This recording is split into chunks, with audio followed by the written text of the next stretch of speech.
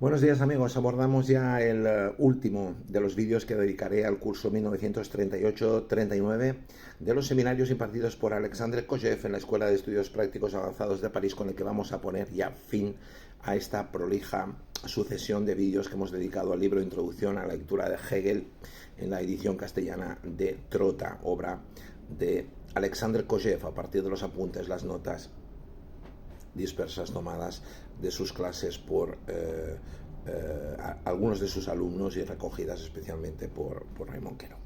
Bien, si acaso en el último vídeo he pensado hacer un vídeo un poco más general, recogiendo todas sus conclusiones. Bien, recordáis que dedicamos el último vídeo al saber absoluto, al fin de la historia y al hombre posthistórico, y vamos a centrarnos un poco en los debates, en las críticas y también en la recepción inmediata que tuvieron estas ideas. Entramos ya con la discusión que tuvo lugar en el seminario. Los seminarios de Kojève, ya lo he dicho, no eran conferencias unidireccionales, sino que eran espacios de debate. En 1938-39 muchos alumnos cuestionaron la idea de que la historia había terminado, la idea de Kojève del fin de la historia. Algunos señalaban que el auge del nazismo en Alemania y del fascismo en Italia señalaban una evidencia clara de que aún quedaba lucha por delante y negatividad histórica. Kojève respondía que estos regímenes no cambiaban un hecho fundamental. La estructura del reconocimiento universal ya estaba puesta en marcha con la Revolución Francesa de 1789. Citamos el libro, la página 470, La historia como proceso de lucha por el reconocimiento, dice Alexandre Kojève, ha concluido. Lo que hoy vemos son sus residuos, sus epílogos violentos. Así es como interpretaba Kojève las manifestaciones de los totalitarismos que habían puesto, digamos, en cuestión claramente la crisis del liberalismo que ya anunció la Gran Depresión de 1929. Vamos a ver cuáles son las críticas que recibe Kojève desde dentro, es decir, las críticas de sus alumnos. Por ejemplo, Georges Bataille rechaza la idea del hombre posthistórico satisfecho de sí mismo. Defiende la necesidad de lo excesivo, de la transgresión, del sacrificio. Pero si nos vamos a Raymond Queneau, más cercano a Kojève, pero preocupado por la dimensión cultural, se pregunta qué sentido tiene la literatura y el arte si ya no hay historia. Maurice Merleau-Ponty consideraba que la fenomenología aún podía abrir nuevas vías, que la dialéctica no estaba del todo cerrada.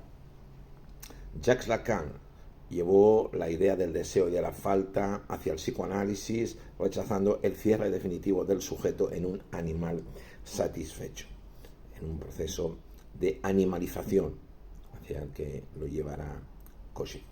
Las tesis del fin de la historia planteaban, por tanto, tres dificultades. La primera, una dificultad histórica, es decir, cómo afirmar un fin en medio de las guerras y de los totalitarismos de los años 30. Segundo, antropológica. ¿Puede el hombre vivir sin lucha, sin negatividad, sin deseo? Y tercero, política. ¿Qué significa un Estado universal y homogéneo? ¿Qué significa el Estado universal y homogéneo anunciado por Hegel? ¿Es una utopía o una pesadilla de uniformidad? Estos puntos fueron el núcleo de las críticas posteriores y abrieron también el camino a los debates de la posguerra. Aunque el curso terminó en 1939 y Kojève abandonó la docencia, ya sabéis que luego tuvo un papel destacado en la gestación de lo que hoy es la Unión Europea, trabajando en el Ministerio francés de Economía. Las lecciones circularon en copias mecanografiadas entre intelectuales franceses. Hago un paréntesis, los que estéis interesados en saber algo más de Kojève, le he dedicado un vídeo un poco al principio de esta larga serie de análisis pormenorizados sobre análisis pormenorizados. Siempre os digo que trato de llevar a un terreno meramente conceptual, porque la obra es mucho más prolija. Bien, estas notas serán decisivas para la formación del existencialismo y del estructuralismo, incluso en oposición al propio Kojève. Su idea del fin de la historia quedará como un fantasma que recorrerá la filosofía francesa durante muchas décadas. En palabras de Jiménez Redondo es el autor del prólogo de la edición castellana de la introducción a la lectura de Hegel y si leéis también el prólogo veréis algunas notas para entender que tiene un papel trascendental en la edición, en la traducción y la edición castellana del libro a partir de la edición francesa. Dice Jiménez Redondo, Kojève abrió un horizonte que la filosofía francesa no pudo ni aceptar del todo ni rechazar sin más, la conciencia de que quizá la modernidad ya había concluido. Bien, en el futuro esta lectura influirá en pensadores distintos como Habermas, como Agamben o como Fukuyama. Cada uno interpretará la tesis kojèviana del fin, como comunicación racional en el caso de Jürgen Habermas, como suspensión mesiánica en el caso de Agamben o como democracia liberal global en el caso de Fukuyama. Ya sabéis la famosa tesis del fin de la historia y que el fin de la historia había desembocado en las democracias liberales después de la caída del muro de Berlín, la caída del telón de acero en 1989. El seminario 1938-39 es, por tanto, un puente entre la filosofía hegeliana y las discusiones políticas e históricas del siglo XX y del siglo también XXI. Este segundo vídeo, por lo tanto, nos muestra los debates habidos en el propio seminario, las críticas de sus discípulos, los problemas abiertos por la tesis del fin de la historia y el legado inmediato y su proyección posterior. Con estas conclusiones, con todo esto, concluimos, digamos, el recorrido del curso 1938-39 y con toda la serie de seminarios, como decimos, de Kojève en París.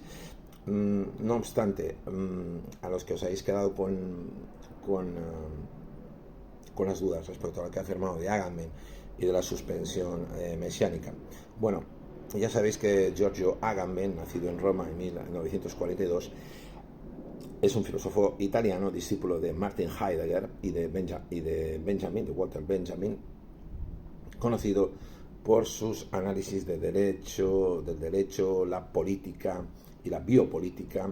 Su obra central, Homo Sacer, explora la relación entre soberanía, excepción y vida desnuda. Bien, ¿a qué se refiere?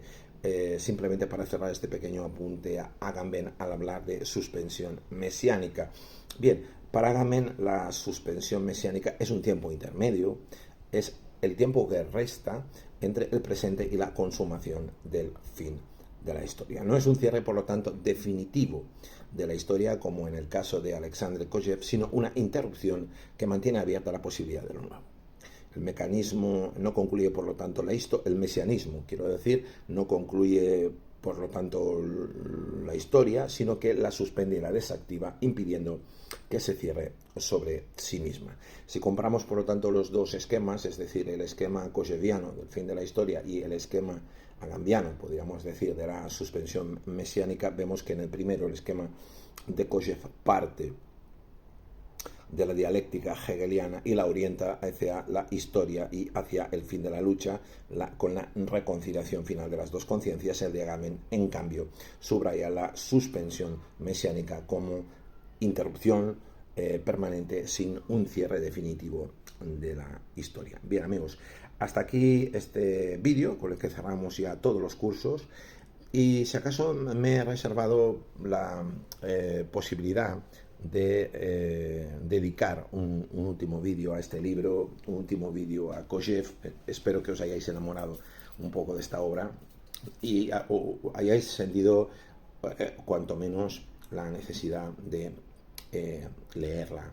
Si alguno de vosotros, aunque sea solo uno, ha sentido, gracias a estos vídeos, la necesidad de leer esta obra o de conocer más sobre Alexandre Kojève, o se ha dado por satisfecho con la explicación un poco esquemática, un poco conceptual, pero creo que tocando los anclajes básicos que he realizado me doy por satisfecho. Si os ha gustado el vídeo, darle al like, activad la campana de suspensiones, los que estáis en YouTube, a qué estáis esperando, y en Portal de Filosofía me podréis encontrar en YouTube con más proyectos de cara al futuro y con más ganas de llegar hasta vosotros.